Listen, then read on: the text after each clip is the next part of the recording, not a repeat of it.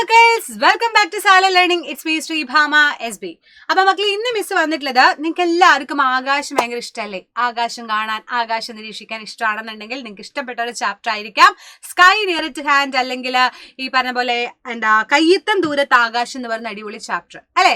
അപ്പൊ ഈ ചാപ്റ്ററിൽ ഇപ്പോഴും നമുക്ക് ഇതിൽ ഫുള്ള് പഠിക്കാനുള്ള സത്യം പറഞ്ഞാൽ ആകാശത്തെ വിസ്മയങ്ങളാണ്. നമ്മളിങ്ങനെ മുകളിൽ നിന്ന് നോക്കുമ്പോൾ, അങ്ങനെ താഴെ നോക്കുമ്പോൾ, മുകളിലോട്ടേക്ക് നോക്കുമ്പോൾ ഒരുപാട് വെറൈറ്റി സാധനങ്ങൾ, നക്ഷത്രങ്ങളെ കാണും, ചന്ദ്രനെ കാണും, സൂര്യനെ കാണും അല്ലെ? അങ്ങനെ ഒരുപാട് കാര്യങ്ങൾ കാണും. ഇതിനൊക്കെ പറ്റി നമ്മൾ പഠിക്കാന്നുള്ളതും ഭയങ്കര ഇൻട്രസ്റ്റിംഗ് ആയിട്ടുള്ള കാര്യമാണ്. അപ്പൊ ഇന്ന് മിസ് വന്നത് നിങ്ങൾക്ക് ഈ ഒരു ചാപ്റ്ററിൽ ഏറ്റവും ഇമ്പോർട്ടന്റ് ആയിട്ട് തോന്നുന്നതും എപ്പോഴും എക്സാമിന് ചോദിക്കുന്നതായിട്ടുള്ള ഒരു പോർഷൻ പറയാൻ വേണ്ടിയിട്ടാണ്. അപ്പൊ ഏതാണെന്ന് മിസ് നോക്കാം. ഓക്കെ, നമുക്ക് നോക്കാം അല്ലെ? മിസ് നോക്കാന്നല്ലേ, നമുക്ക് നോക്കാം. അപ്പൊ മക്കളെ, നിങ്ങൾക്ക് എല്ലാവർക്കും കഥ കേൾക്കാൻ ഇഷ്ടമാണോ? നിങ്ങൾ എത്ര പേർക്കാണ് കഥ കേൾക്കാൻ ഭയങ്കര ഇഷ്ടം? ഞാനൊക്കെ ചെറുതാവുന്ന സമയത്ത് ഈ പറഞ്ഞ പോലെ എൻ്റെ അച്ഛനൊക്കെ ഒരുപാട് എനിക്ക് കഥകൾ പറഞ്ഞു വെച്ചിട്ടുണ്ടായിരുന്നു. അത് കേട്ട് ഉറങ്ങിയിട്ടുണ്ട്. അപ്പൊ നമുക്ക് ഭയങ്കര ഇഷ്ടമാണല്ലേ കഥ കേൾക്കാൻ. പ്രത്യേകിച്ച് മുത്തശ്ശന്മാരൊക്കെ പറഞ്ഞിട്ടുണ്ടെന്നുണ്ടെങ്കിൽ സമയം പോകുന്ന വഴിയേ അറിയില്ല. അപ്പൊ അങ്ങനെയാണെന്നുണ്ടെങ്കിൽ കൊച്ചു കഥകൾ നിങ്ങൾ കേൾക്കുന്നത് പോലെ ആകാശത്തിലും കുറെ കഥകൾ പഠിക്കാറുണ്ട് അല്ലെ? അപ്പോ ഒരു മുത്തശ്ശൻ പോലെ കുട്ടീനോട് പറയാണ്, the sky full of stories എന്നാണ്, ആകാശം മൊത്തം കഥകളാണെന്നാണ്. അതിൽ ഒരു കഥ മിസ് ഇപ്പൊ പറഞ്ഞുതരാം. അതൊരു കഥയല്ല, ഒരു ക്വസ്റ്റ്യൻ കൂടെയാണ് കേട്ടോ. എപ്പോഴും എക്സാമിന് ചോദിക്കുന്ന ഒരു ക്വസ്റ്റ്യൻ ആണ്. ഇങ്ങനെ ഒരു പിക്ചർ തന്നിട്ട് ചോദിക്കും, ഏതാണ് ഈ സ്റ്റാർ, അല്ലെങ്കിൽ ഏത് നക്ഷത്രമാണ് ഇത് എന്ന് ചോദിക്കും. ഏത് നക്ഷത്ര കൂട്ടാണെന്ന് ചോദിച്ചാൽ നിങ്ങൾ എന്താണ് ആൻസർ ചെയ്യാന്നുള്ളത് താഴെ മക്കളെ കമന്റ് ബോക്സിൽ കാണുന്നതിനോടൊപ്പം തന്നെ കമന്റ് ചെയ്യാം. ഞാൻ നോക്കട്ടെ എത്ര പേര് ശരിയാക്കുന്നുണ്ടെന്ന്. റെഡി? ഇത് ഏതാണ് നക്ഷത്രക്കൂട്ടം എന്നറിയോ? ഇതിനൊരു കഥയുണ്ട്. ഈ നക്ഷത്രക്കൂട്ടത്തിന്റെ പേരാണ് ആൻഡ്രോമിഡ. എന്താ പറയാ? ആൻഡ്രോമിഡ. അത് കാണുമ്പോൾ നിങ്ങൾക്ക് ഏകദേശം തോന്നുന്നുണ്ടോ എന്ന് എനിക്കറിയില്ല. ഒരു പെൺകുട്ടീനെ ഇങ്ങനെ കഷ്ടപ്പെട്ട് ഇങ്ങനെ കെട്ടിപ്പൂട്ടി ഇങ്ങനെ എന്താ ഒരു ചങ്ങലക്കിട്ടത് പോലെ ഒരു ഫീൽ നിങ്ങൾക്ക് ഇതിൽ തോന്നുന്നുണ്ടോ? കണ്ടോ? ഒരു ചങ്ങലക്കിട്ടിട്ടുള്ള ഒരു പെൺകുട്ടിയുടെ പോലെ നിങ്ങൾക്ക് അത് തോന്നുന്നുണ്ട് എന്നുണ്ടെങ്കിൽ നിങ്ങളുടെ ആൻസർ ശരിയാണ്.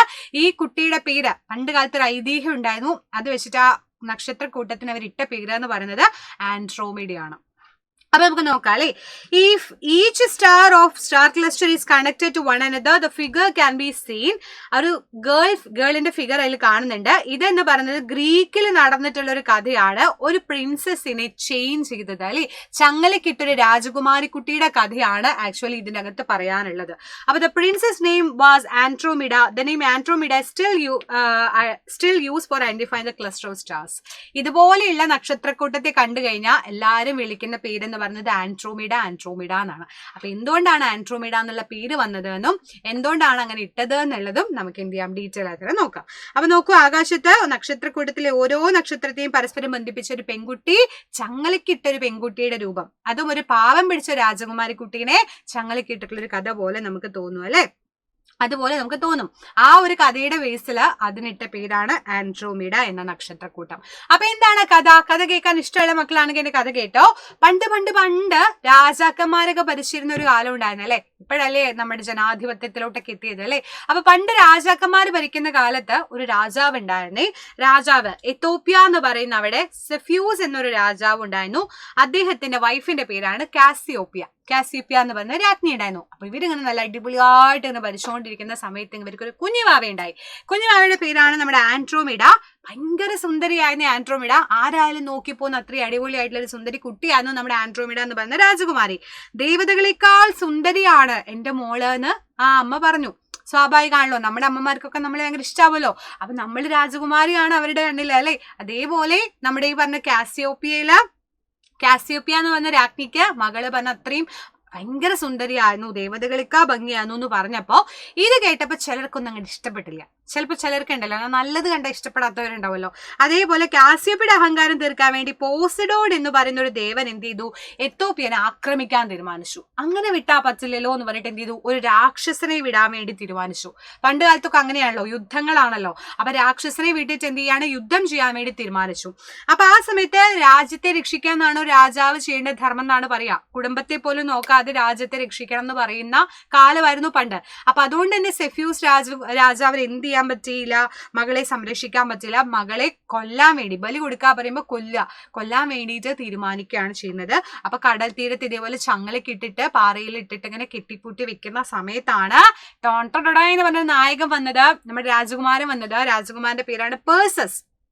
പേഴ്സിസ് എന്ന് പറയുന്ന ആള് വന്നിട്ട് എന്ത് ചെയ്തു, ആൻഡ്രോമീഡനെ എന്ന് രക്ഷിച്ചിട്ട് കല്യാണം കഴിച്ച് ഹാപ്പി ആയിട്ട് ജീവിച്ചു. രാക്ഷസനൊക്കെ കൊന്നു, സീറ്റസ് എന്ന് പറഞ്ഞ രാക്ഷസനൊക്കെ കൊന്ന് അവർ അടിപൊളിയായിട്ട് ഹാപ്പി ആയിട്ട് ജീവിച്ചു.